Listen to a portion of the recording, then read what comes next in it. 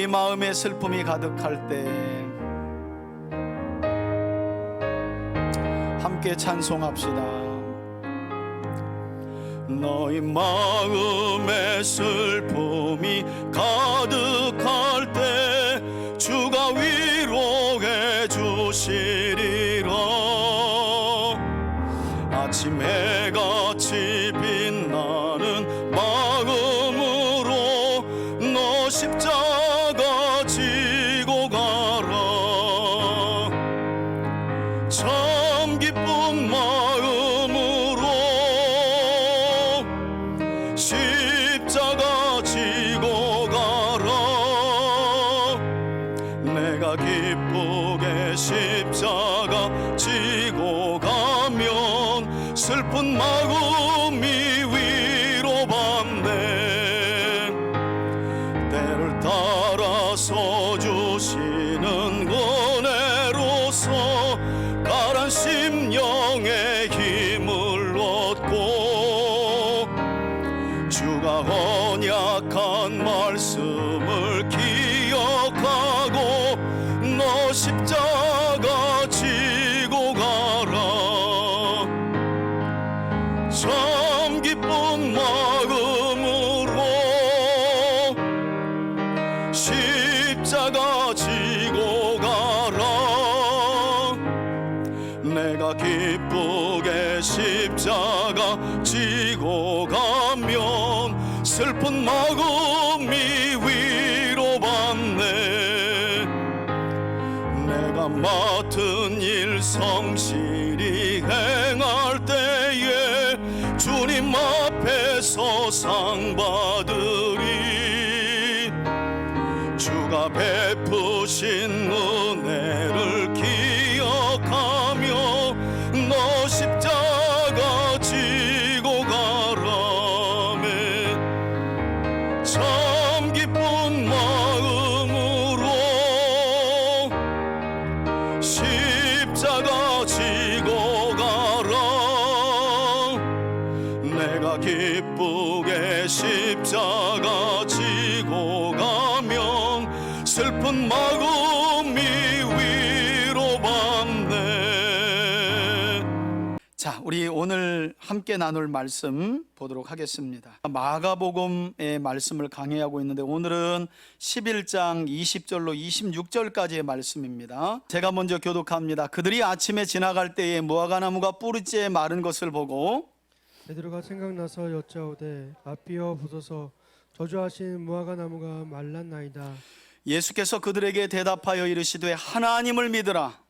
내가 진실로 너에게 이르노니 누구든지 이 산더러 들리어 바다에 던지라 하며 그 말한 것이 이루어질 줄 믿고 마음에 의심하지 아니하면 그대로 되리라. 그러므로 내가 너희에게 말하노니 무엇이든지 기도하고 구하는 것은 받은 줄로 믿으라. 그리하면 너희에게 그대로 되리라. 서서 기도할 때 아무에게나 혐의가 있거든 용서하라. 그리하여야 하늘에 계신 너희 아버지께서도 너희 허물을 사하여 주시리라 하시니라. 26절 없음. 어떤 분들은 목사님 성경에 없음은 뭐예요 하시는 분들이 있는데, 우리 개역개정 성경이 오래된 사본으로 인정하는 사본에는 없다. 그러나 다른 사본에는 이 구절에 성경 구절이 있는데 그게 바로 우리 관주에 기록이 돼 있죠, 그죠? 그래서 26절 보시면 관주에 보면 다른 사본에는 만일 너희가 용서하지 아니하면 하늘에 계신 너희 아버지도 너희 허물을 사하지 아니하시리라 라는 말씀이 다른 사본에는 있다는 거예요. 오늘은 무화과나무의 저주 교훈 두 번째 시간인데요, 특별히 오늘도 성부, 성자, 성령 삼위일체 하나님을 찬양하고 경배하며 예배하는 우리 3대 가족들 모두가 함께 나누는 이 복음서, 특별히 마가복음의 말씀을 통해 하나님이 주시는 은혜를 누리기를 원하고 삶 속에 그 은혜를 선한 열매로 풍성하게 맺어가는 거룩하고 복된 삶을 살아가는 저와 여러분들이 되시길 주의 이름으로 축원해 드립니다. 여러분, 지난 주일 우리는 예수님께서 구세주로서 마지막 한 주간의 공적인 사역을 진행하시면서 종려주일에 나귀를 타고 스가랴 선지자 예언을 성취하시면서 예루살렘 성에 입성하셨고, 입성하신 그날 주님은 성전 뜰을 돌아보신 후에 우시고 그리고 돌아 나오셨다라고 성경은 말씀합니다. 그리고 다음 날인 월요일, 지난주일 우리가 살펴봤던 말씀이죠. 우리가 살펴본 것처럼 잎사귀만 무성한 무화과나무를 저주하시면서 강도의 소굴이 되어버린 예루살렘 성전에 대한 심판을 상징적으로 예언하셨던 말씀을 지난주일 우리가 함께 살펴보았습니다. 이처럼 예수님께서는 열매 없는 무화과나무를 저주하셨는데, 이 저주하신 사건 자체는 예수님께서 배가 고파서 홧김에 저주하신 것이 아니라 도무지 선한 열매를 기대할 수 없는 하나님의 집, 특별히 만민이 기도하는 집으로 세운 예루살렘 성전과 이스라엘 백성들을 향한 하나님의 엄중한 심판을 경고하는 상징적인 행동이었다라고 제가 말씀을 드렸습니다. 문제는 예수님께서, 여러분 예수님이 누구십니까? 구세주이시고 하나님 자신이시잖아요. 성전의 주인이 예수님이십니다. 그분이 오셔서 기대했던 선한 열매가 없는 성전을 향해 심판을 선언하고 계신데, 그 성전에서 하나님이 누구이신지를 가르쳤던 유대 종교 지도자들은 성전에서 척결사건을 행하신 예수님을 보고 어떻게 반응했다고 성경은 이야기하느냐? 어떻게 하면 저 예수를 죽일까 하고 기회를 꾀했다라고 성경은 말씀해요. 그리고 난 다음 날인 사흘째 되는 화요일, 오늘 본문이 바로 사흘째 되는 화요일 날 있었던 사건을 기록하고 있는 말씀입니다. 여러분 20절을 보세요. 그들이 아침에 지나갈 때에, 이렇게 시작하지요. 전날 베다니로 돌아오신 예수님은, 모든 학자들이 그렇게 얘기합니다. 베다니로 돌아왔다는 것은 나사로의 집에 머무셨을 것이다. 왜냐하면 그 당시는 유월절 어간이었기 때문에 예루살렘 성 자체는 이미 사람들로 인해서 인산인해를 이루었고 예수님께서 주무실 만한 장소가 없었어요. 그래서 예루살렘에 올라가셨다가 저녁이 되면 한 3km 떨어진 나사로의 집이 있는 베다니로 다시 돌아오신 겁니다. 다시 말하면 전날인 월요일 날 예수님은 예루살렘 성전을 날이 저물음에 빠져나오셨고 베다니로 돌아오신 후에 나사로의 집에 머무셨을 것으로 보여요. 그리고 다음 날인 화요일도 전날과 동일한 코스로 예루살렘 성을 향해 아침 일찍 나오신 거죠. 근데 저는 여기서 왜 예수님께서 아침 일찍 나왔다는 말씀을 하실까? 아마도 예수님은 가난했던 나사로의 집에 부담을 주지 않기 위해서 이른 아침 제자들을 이끌고 나오셨던 것으로 보여요. 나사로의 집도 가난하고 어려운데 예수님과 예수님의 일행이 거기에다가 숟가락을 하나 더 얹을 상황이 아닌 거예요. 그래서 그걸 배려하기 위해서 아침 일찍 제자들을 이끌고 나사로의 집이 있는 베다니를 나와서 예루살렘으로 또 향하신 거죠. 자, 그런데 이렇게 일찍이 베다니를 나오신 예수님의 일행은 어떤 광경을 목격하게 되느냐? 20절 중반절을 보세요. 전날 예수님께서 저주하셨던 무화과나무가 어떻게 된 것을요? 뿌리째 마른 것을 보았다라 그래요. 뿌리째 말랐다. 여러분 사실 식물은 가지가 꺾여도 삽니다. 이파리 다 빼도 살아요. 그러나 뭐가 마르면 죽는 거예요? 그렇죠. 뿌리가 죽으면 여지 없더라고요. 저도 식물을 키워보니까 진짜 그렇더라고요.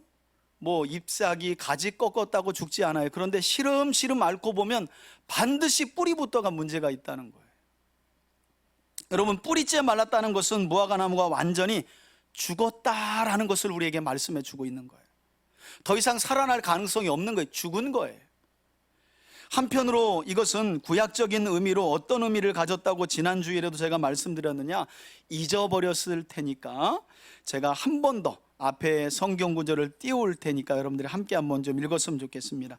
무화과나무가 뿌리째 말랐다는 의미는 구약의 선지자들이 어떻게 사용했느냐, 호세아서 9장 16절로 17절입니다. 앞에 보시고 함께 읽습니다. 시작. 에브라임은 매를 맞아 그 뿌리가 말라 열매를 맺지 못하나니 비록 아이를 낳을지라도 내가 그 사랑하는 태의 열매를 죽이리라. 그들이 듣지 아니하므로 내 하나님이 그들을 버리시리니 그들이 여러 나라 가운데에 떠도는 자가 되리라. 아멘. 여러분, 이처럼 무화과 나무가 뿌리째 말랐다는 것은 구약에서 선지자들이 하나님의 심판을 상징적으로 보여줄 때 선포했던 말씀이었습니다. 그러므로 지금 예수님은 열매 없이 잎사귀만 무성한, 그래서 강도의 소굴로 전락한 예루살렘 성전의 멸망을 뿌리째 마른 무화과 나무를 통해 보여주신 거예요. 예수님이 저주하신 무화과 나무가 뿌리째 말라 죽었듯이 예수님이 저주하신 성전도 어떻게 될 거라는 거예요? 멸망하고 말 거라는 거예요. 사망 선고를 선언하신 거예요.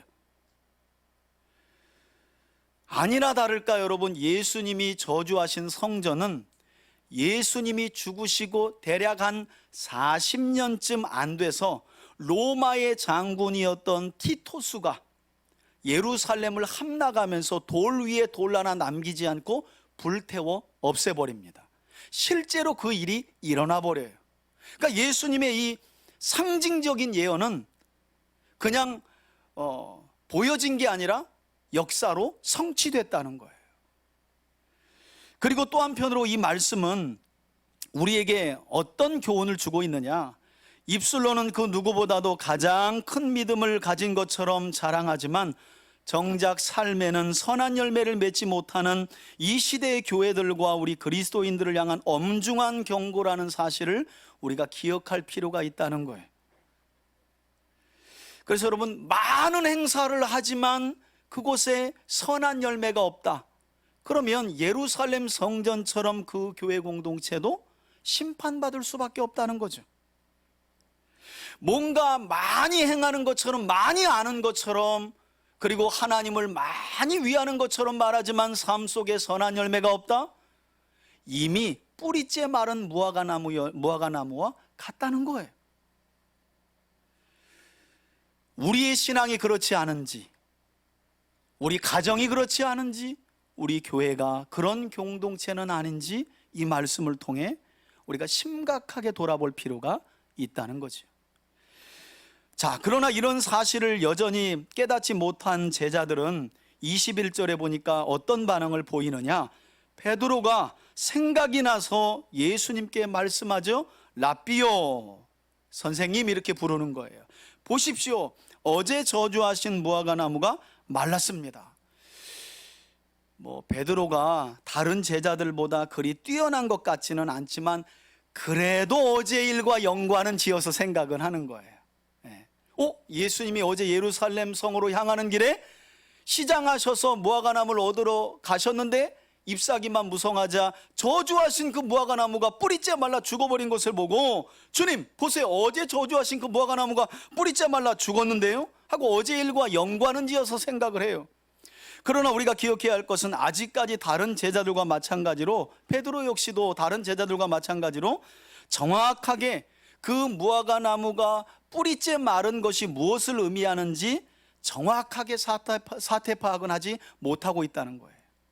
이런 제자들을 향해 예수님이 22절에 이렇게 말씀하시죠. 예수께서 그들에게 대답하여 이르시되, 여러분 갑자기 뭐라고 해요? 누구를 믿으라고요? 하나님을 믿으라. 그러니까 사실은 21절까지는 무화과 나무의 저주 교훈으로 그냥 쭉 이해는 되는데 여기서부터가 이해가 안 되는 거예요. 그래서 많은 사람들은 21절까지 하고 21절 따로 분리해서 설교를 합니다. 그러니까 여러분들도 이해가 안 간 거예요. 무화과 나무는 뿌리째 말라 죽었구나, 성전도 그렇게 심판되는구나 하고 하나님을 믿으라부터는 새로운 단락으로 이해를 한다는 거예요. 그러나 그렇지 않아요. 이게 큰 덩어리로 하나의 주제를 설명하고 있는 거예요. 여러분, 우리 성경에는 하나님을 믿으라 하고 하나님을 하고 목적격으로 번역이 되어 있는데 문법을 보면 소유격이에요. 여러분들이 이해하실지 모르겠지만 소유격을 그대로 번역하면 하나님의 믿음을 가지라예요. 하나님을 믿으라가 아니라 하나님의 믿음을 가지라. 이게 본래 원문에 나와 있는 문자 그대로의 말씀이에요. 자, 그리고 나서 예수님은 하나님의 믿음을 갖는다는 것이 무엇인지 당시 이스라엘 백성들이 자주 사용하던 격언을 사용해 풀어주셨는데 그게 23절이죠. 하나님의 믿음을 갖는다는 게 뭐냐? 23절 보세요. 내가 진실로 너희에게 이르노니. 여러분, 예수님이 진실로 또는 진실로라고 말씀하실 때는 원문이 아멘이에요. 아멘, 아멘. 또는 내가 너희에게 진실로 이르노니, 그러면 내가 아멘, 이렇게 말씀하시는 내용이에요. 오늘 본문이 그 내용이에요. 내가 아멘 하고 너희에게 이르노니, 진실로 이르노니 누구든지 이 산더러 들려 바다에 던지라 하며 그 말하는 것이 이루어질 줄 믿고 마음에 의심하지 아니하면 어떻게 해요? 그대로 되리라. 사실 우리가 기도할 때 이 구절 많이 사용하잖아요. 그런데 여러분, 이 구절은 예수님 당시 유대인들이 속담이나 격언처럼 자주 사용하는 격언이었다고 그래요. 무슨 말인가 하면, 산이 옮겨진다는 말씀은 예수님 당시 유대인들이 자주 사용했던 격언으로 아주 힘들고 어려운 일을 가리킬 때 산을 옮긴다는 표현을 했다고 그래요. 그래서 간혹 이름 있는 랍비들이 어렵고 힘들고 난해한 하나님의 율법을 풀어줄 때 그 랍비를 가리켜 산을 옮기는 사람이다, 어려운 문제를 해결하는 사람이다, 이렇게 불렀다는 거예요. 다시 말해, 지금 예수님께서 하고 계신 이 말씀의 의미는, 우리 하나님은 그 어떤 어려운 일이라도 능히 해결하실 수 있는 분이신데, 이처럼 말씀하신 바를 반드시 이루시는 전지전능하신 하나님을 의지하는 것이 어떤 믿음을 갖는 거라고요? 하나님의 믿음을 갖는 것이라는 거예요. 그리고 이것을 좀 더 구체적으로 설명하면, 그처럼 전지전능하신 하나님이 바로 구세주 예수님이라는 사실을 믿는 것, 그게 바로 하나님의 믿음을 갖는 것이며, 이와 같이 참된 믿음을 가진 사람들의 기도에 대해 하나님은 신실하게 응답하신다라고 하는 말씀을 이와 같이 하신 거예요. 그러니까 하나님은 말씀하신 바를 반드시 이루시는 전지전능하신 하나님이라는 걸 의지하는 것, 그런 하나님을 의지하는 게 하나님의 믿음을 갖는 것이고, 그런 하나님이 예수님이라는 사실을 받아들이는 게 하나님의 믿음을 갖는다라는 뜻이라는 거예요. 뿐만 아니라 복음서를 연구하는 학자들은 23절의 말씀을 구약의 선지자였던 스가랴 선지자의 예언이 예수님을 통해 성취된 것으로 해석하기도 하는데, 자, 우리 앞에 보시고 스가랴서 14장 4, 5절 말씀을 볼까요? 산을 들어 바다에 던지라 하신 이 말씀과 구약의 말씀이 어떻게 연관이 되는지 함께 읽습니다. 시작.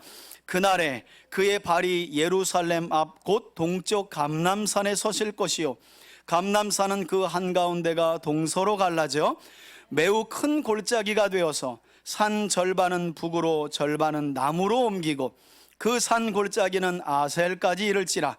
너희가 그 산 골짜기로 도망하되 유다 왕 우시야 때의 지진을 피하여 도망하던 것 같이 하리라. 나의 하나님 여호와께서 임하실 것이요, 모든 거룩한 자들이 주와 함께 하리라. 아멘. 여러분, 이 말씀은 스가랴 선지자가 예수님이 오시기 한 500여 년 전에 하나님께서 약속하신 그날이 되면 감람산이 동서로 갈라지고 남북으로 쪼개지는 심판, 곧 재앙의 날이 올 것을 예언한 말씀이에요. 그런데 놀랍게도 예수님이 지금 조금 전 뭐라 그랬어요? 이 산을 들어 바다에 던지라 하면 그대로 될 것이라, 이렇게 말씀하셨죠? 그래서 학자들은 스가랴 선지자가 예언한 대로 구세주 예수님께서 감람산에 서셔서 예루살렘 성전에 대하여 재앙을 선포하시며, 조금 전 제가 설명드린 것처럼 이 산더러 들려 바다에 던지라 하면 그대로 되리라 하신 이 말씀의 내용이 예언된 스가랴 선지자의 말씀의 성취로 해석하고 있다는 거예요. 그렇다면 23절의 말씀은 단순한 격언을 사용한 것이 아니라요, 결국 예수님께서 심판하시는 주님이라는 것을 믿는 것이 하나님의 믿음을 갖는 것이다 라는 해석도 가능한 거예요. 그러니까 두 가지 해석이 가능한 거죠. 지금 예수님이 하신 말씀을 보면 하나님은 말씀하신 바를 반드시 이루시는 전지전능하신 하나님이라는 것을 의지하는 것, 그리고 그런 전지전능하신 하나님이 예수님이라는 것을 받아들이는 것, 이게 하나님의 믿음을 갖는 거라는 거예요. 또 한 가지는 스가랴서의 예언을 그대로 성취하신 예수님이 심판의 주님이심을 믿는 것, 그게 바로 누구의 믿음을 갖는 거라고요? 하나님의 믿음을 갖는다는 거예요. 저는 이런 하나님의 믿음이 저와 여러분들에게 있기를 주의 이름으로 축원해 드립니다. 여러분, 이와 같이 하나님의 믿음을 가진 사람들의 삶에 가장 확실하게 드러나는 증거 가운데 하나가 뭐냐? 24절 이후에 이어지는 기도죠. 기도. 참된 믿음을 가진 사람들의 삶에 드러나는 게 기도예요. 보여지는 기도 말고요, 남들에게 보이기 위해 하는 기도가 아니라 삶의 기도가 되는 거예요. 그래서 24절에 보면 예수님은 자연스럽게 하나님의 믿음에 대한 이야기를 하고 그 하나님의 믿음이 증거로 드러나는 기도 이야기를 연결지어 하시죠. 24절을 보세요. 그러므로 내가 너희에게 말하노니 무엇이든지 기도하고 구하는 것은 받은 줄로 믿으라. 그리하면 너희에게 그대로 되리라. 참 우리가 좋아하는 구절이에요. 그죠?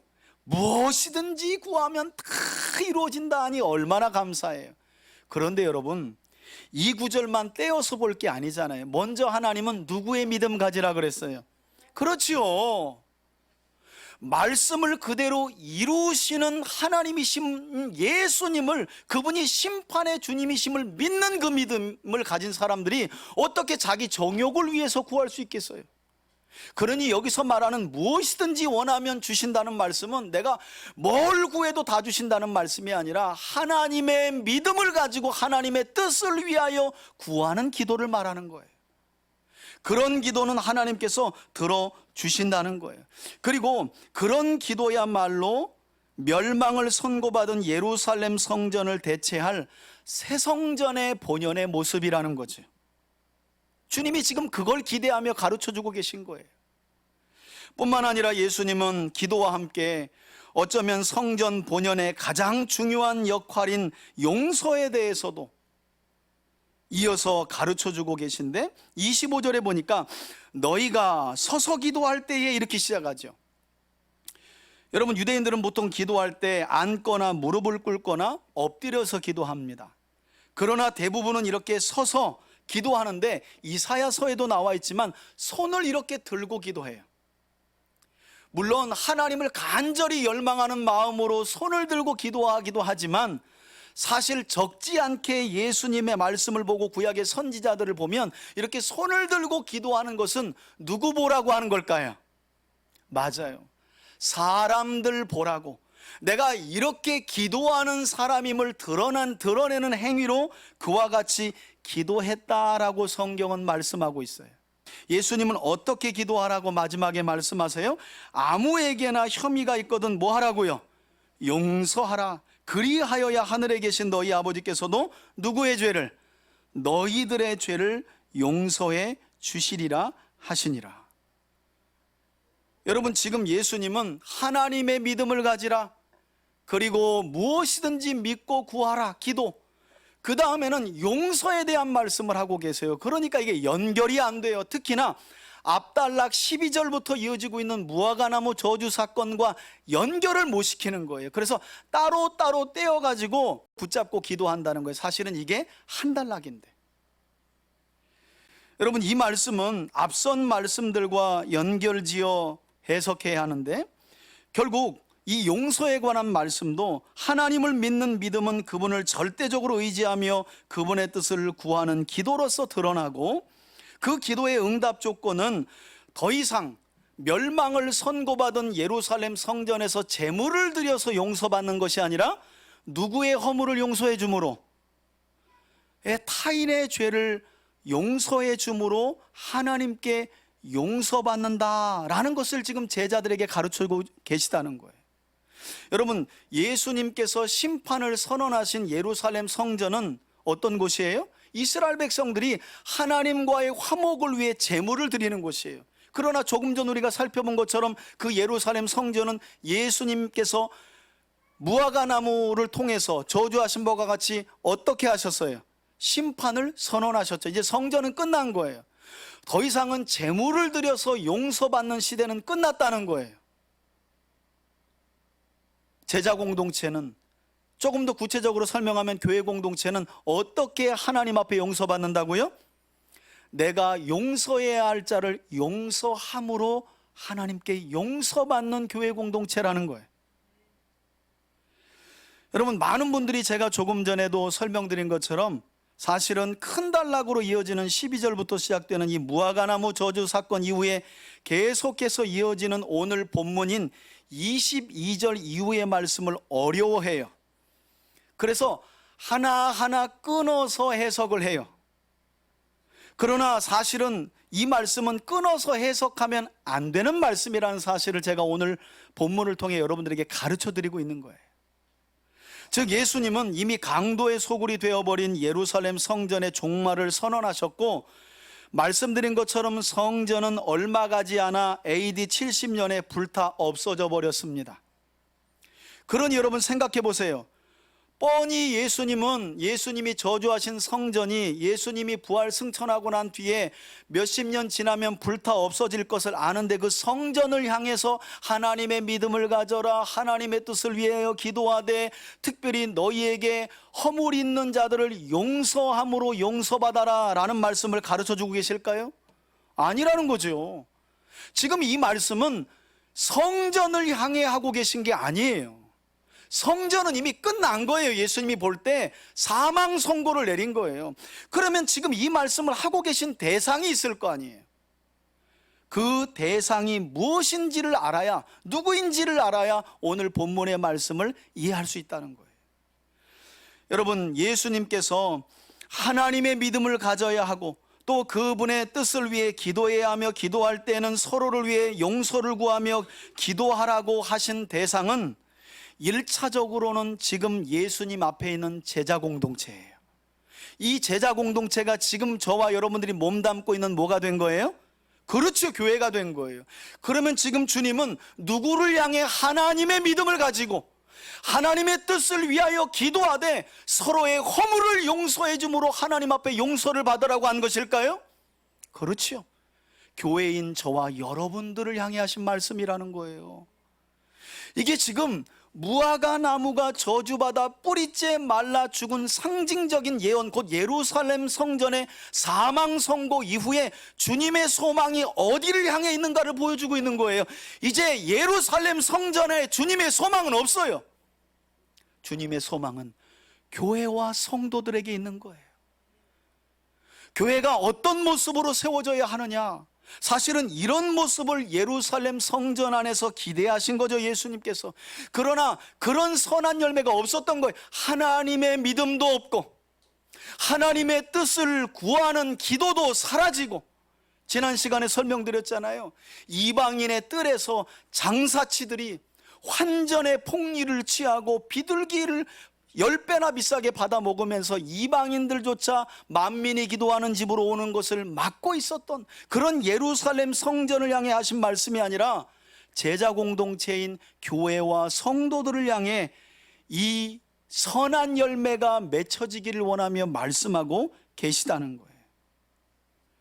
그러므로 구세주 예수님을 모신 교회 공동체는 구세주 예수님을 하나님으로 믿는, 특히 그분이 심판의 주가 되신다는 참된 믿음을 가져야 하고요, 그 참된 믿음을 가지고 하나님의 뜻을 구하며 그 뜻이 이루어지도록 기도하되 특별히 누군가의 허물을 용서해 줌으로 자신의 허물을 하나님께 용서받는, 그래서 하나님과의 관계가 온전하게 회복되는 교회 공동체의 모습을 이루어야 한다는 거예요.